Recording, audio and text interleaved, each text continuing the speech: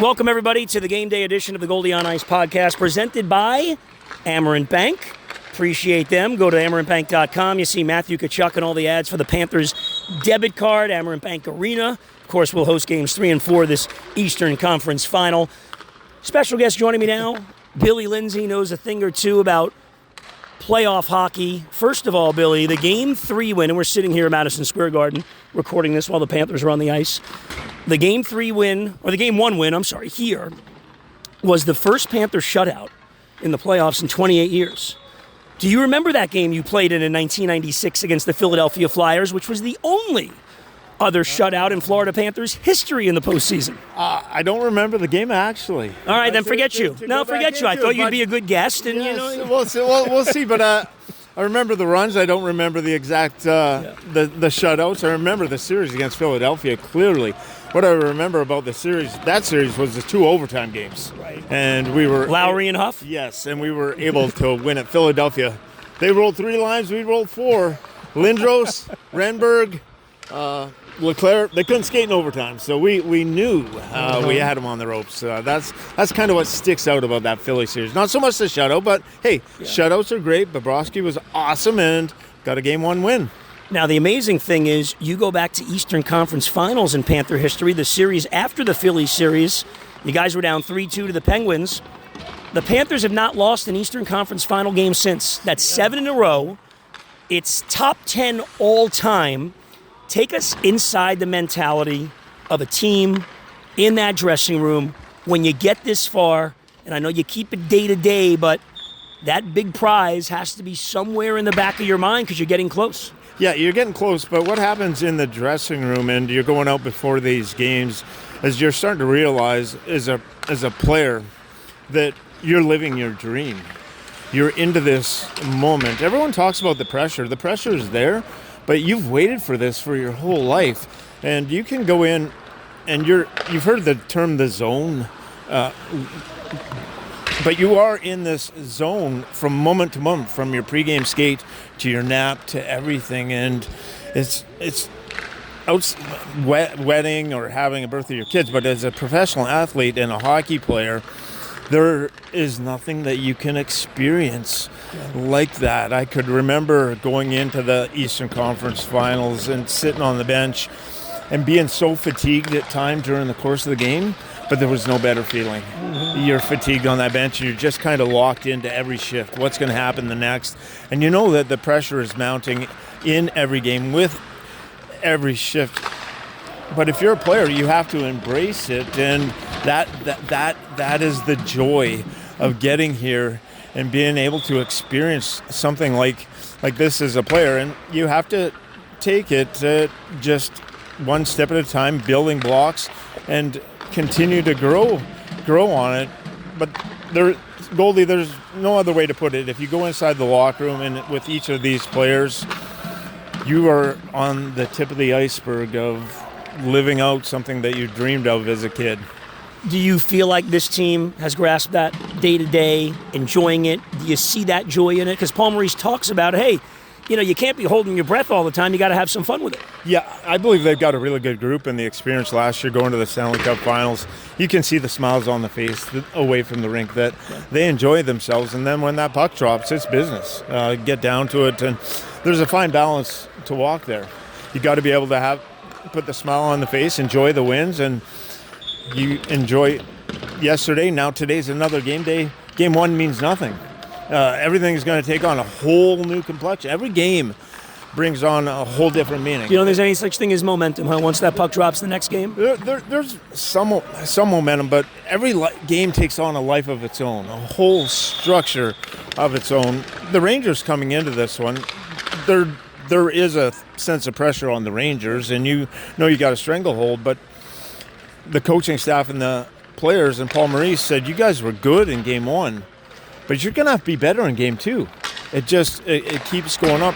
The Rangers are going to be better. So it's a continual process of being able to manage of where you're at, and can you stay at that level and continue to tick it up notch by notch, because as you get closer and closer to that prize, the games become that much more difficult. There's no other way around it. what do you expect from the Rangers? I mean, realistically, the way this Panther team is built, the way they played, you go back to early April, almost 2 months ago, they're 14-3-1 in their last 18 games. All things being equal, they're probably not losing 4 out of 5. And if the Rangers lose game 2, that's what they would have to do. You've often told me from all these years that I've known you and worked with you and broadcasted with you, the penalty killers are the hardest working guys. I would think in a game 2 after the Rangers lost game 1 at home, that will take on that entire team. They've got to come out with that effort tonight. Yeah, they've got to come out because the Panthers in game 1. By the way, I do listen to you. See, you're impressed. I could quote that. Well, I said the penalty killers. You always told me that. Yeah, that's nice. My small brain actually retained that. Well, I got a smaller one sometimes, so that's how hockey players have been beat up too much. But yes, that's the mentality. What happened in game 1 for the Panthers that was really good. They rely on their forecheck, but you come out, you play between the whistles. Tkachuk has a couple of big hits. You're able to kind of establish a tone, and you get some offensive zone time. You could see the Rangers come back and their rush attempt.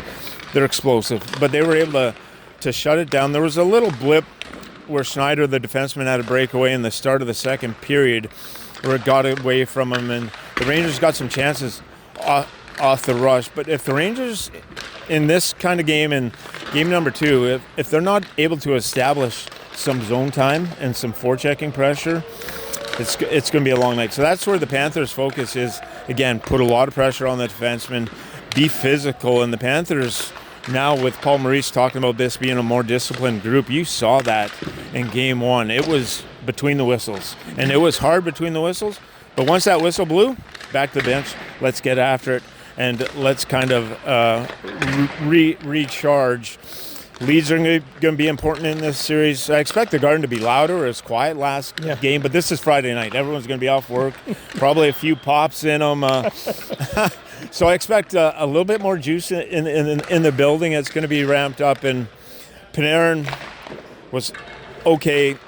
Zibanejad was not. The Barkov line just crushed Zibanejad, Kreider, Roslovic. And if Kreider's the heartbeat of the Rangers, and Trubin, those players are the guys that are going to awake the Rangers.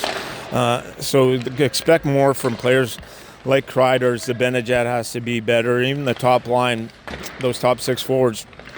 And we'll see if Matt Rempe's in the lineup. He should be. Yeah, if he's in there, and kind of every time he steps on. He's only good for the first period, but he doesn't play in the third. Yeah. Do you feel like that's almost, I don't want to use the word desperation, because they're 23-1 when that kid's in the lineup this year, the Rangers. Yeah. But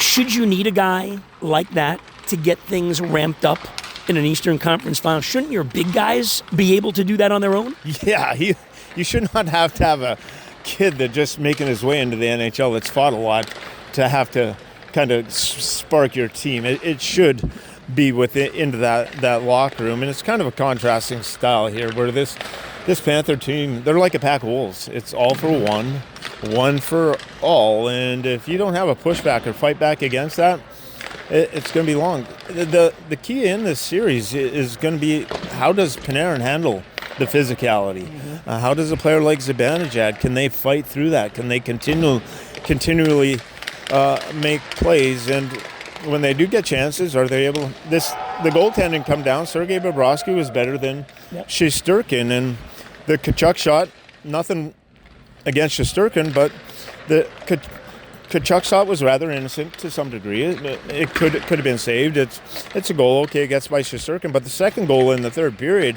that's on Shesterkin. Yeah. It's a costly misplay.